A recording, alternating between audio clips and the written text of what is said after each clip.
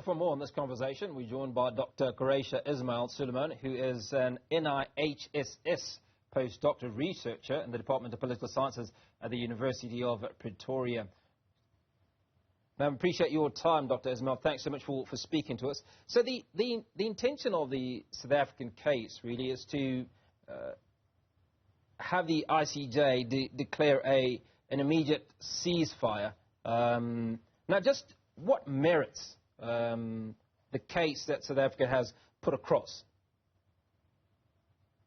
Well, firstly, you need to recognize that it's an 84-page long document that they've submitted to the ICC. And the report is devastating to the State of Israel, to its Jewish political and military leaders and personnel who are committing the genocidal acts and speaking openly about the genocide intent. It is also devastating to those in Israel, America, and Europe, standing so firmly in support of them. And finally, it is devastating to the Jewish people in whose name Israel purports to act. And we know that there's a vast amount, millions of Jewish people protesting against what Israel is doing. So South Africa has put together a formidable document, and it has basically documented the genocide because they have stated that Israel has descended to a whole new level of criminality that clearly meets the definition of genocide under the 1948 Convention on the Prevention and Punishment of Genocide. These are acts that intended to bring about the destruction of a substantial part of the Palestinian national, racial, and ethnic group.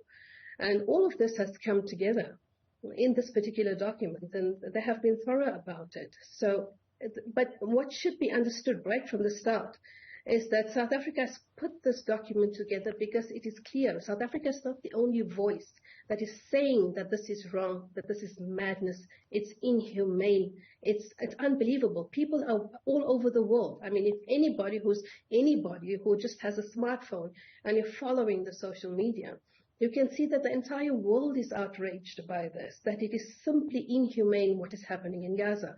And so something has to be done. And if, nobody wanted to take up the mantle, South Africa did. South Africa said this cannot go on. Firstly, because we identify with what the Palestinians are going through. That is because we've lived under apartheid, and we know exactly the apartheid that Israel is perpetuating against the Palestinian people. And secondly, the level of the mutilation, the devastation, the destruction, nobody can deny that anymore because it's the first genocide happening in real time in front of our eyes.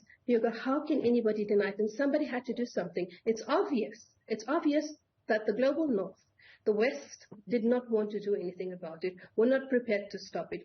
In many ways, because they themselves are perpetuating. Many of them are settler colonies themselves. So to hold Israel accountable for its crimes as a settler colony would be to hold themselves to account. And South Africa took up the mantle and has put together this encapsulated in one word, and that is humanity. To bring back humanity to the world and to say, you know what, this cannot go on. Everybody needs to live, and we want peace in the world. I mean, we know. How much can you endure?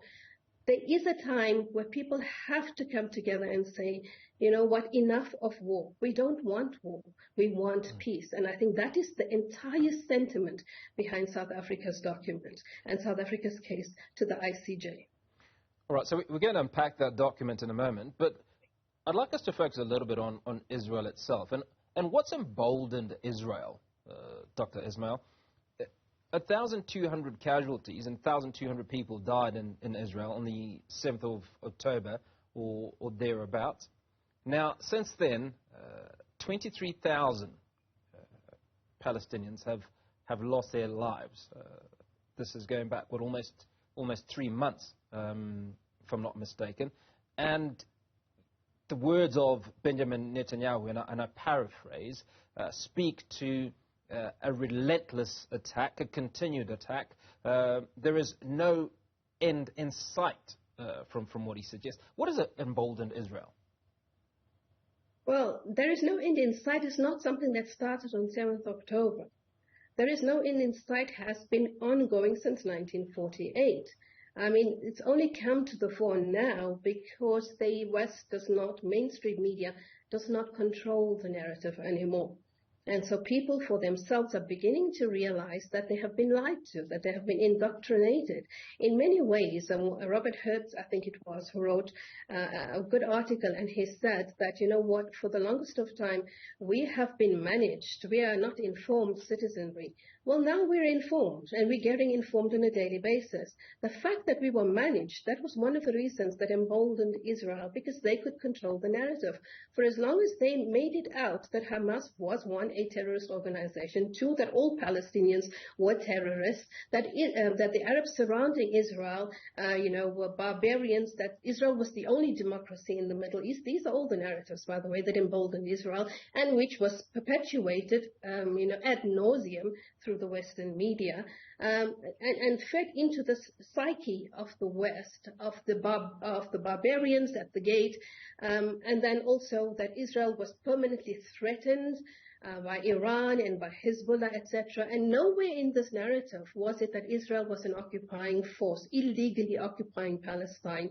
Nowhere was this in this narrative that Israel was regularly bombing and killing Palestinians. Nowhere in this narrative was it that Israel was demolishing homes, building settlements illegally on land, paying people from all over Europe to come in and live on stolen land in stolen homes, stealing the life force from under the Palestinian people. And this was all supported, collaborated, perpetuated, and Israel was pat on the shoulder by Western leaders and many Western states. Foremost, of course, US, UK, Germany, Austria, Australia, Canada. These are settler colonial states themselves. So these are all, this is what gave Israel, made it so bold, and of course it built in Israel an absolute arrogance. And you're seeing that arrogance today in the way in which they, boldly spoke about, and you want to come to that later, we'll talk about it, the very many statements that have come out from different Israeli politicians from right across the board. It's the political culture inside of Israel. This idea that they should perpetuate the genocide, they should wipe out the Palestinians, they should level Gaza. This mowing the lawn is not an October 7th term. It has been used very many times before. So all of this, the way in which the media and political elites in Western states have supported Israel is what has emboldened Israel. And of course, in many ways, I think the Arab leaders around Palestine, Israel, for the longest time, were kind of impotent. Dr. Quraysha Ismail is on the line, and she's been speaking to me about the ICJ application by the South African government.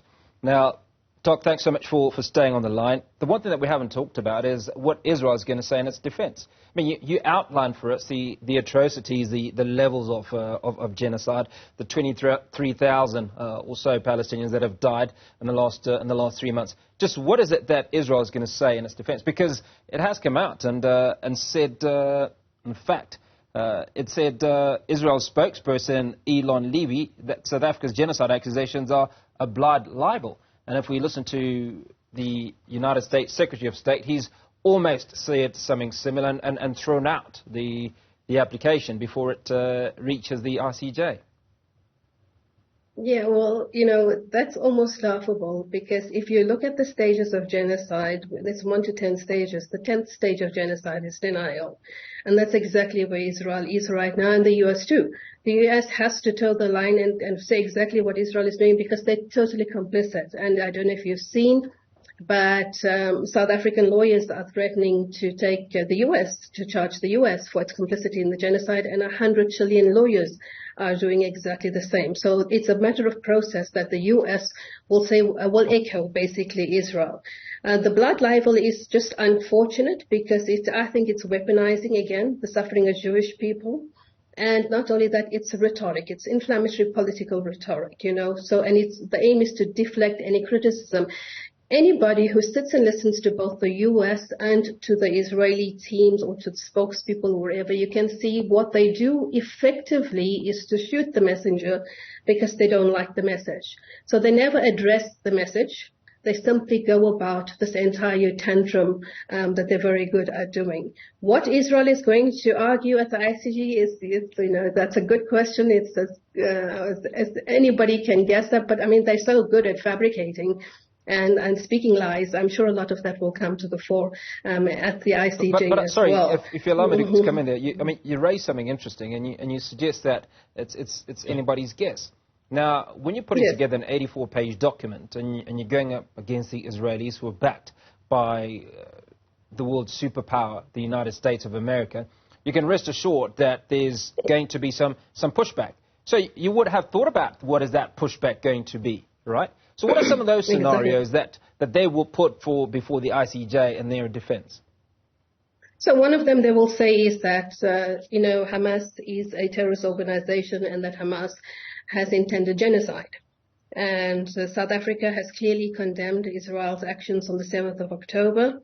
But South Africa contextualizes the 7th October acts by Hamas by referring to the occupation, 75 years of occupation, 16 years of the siege in Gaza, and of course regularly bombing. Every 2 to 3 years, Israel has bombed Gaza, cut off all of its arteries, whether land, sea, air, and basically denied its the opportunity to simply just live, to live and to have a sense of living. If you speak to Palestinians, they will tell you even the air we breathe is controlled by the Zionists. So that is one of the things that I'm sure that Israel is going to claim, that Hamas is, engaged in a genocide of the Jewish people, and they probably will refer to a 2014 statement or earlier by one of the Hamas spokespeople. But of course, we know that in 2017, Hamas rewrote its charter and clearly stated what its objectives were. And there's absolutely no intention and never was an intention of genocide. Hamas is a resistant movement. And I thank you, Hugo. When you introduced Hamas, you referred to them as Hamas fighters. Unlike many mainstream Western media, when they speak about Hamas, they speak of them as Hamas terrorists. So I appreciate that.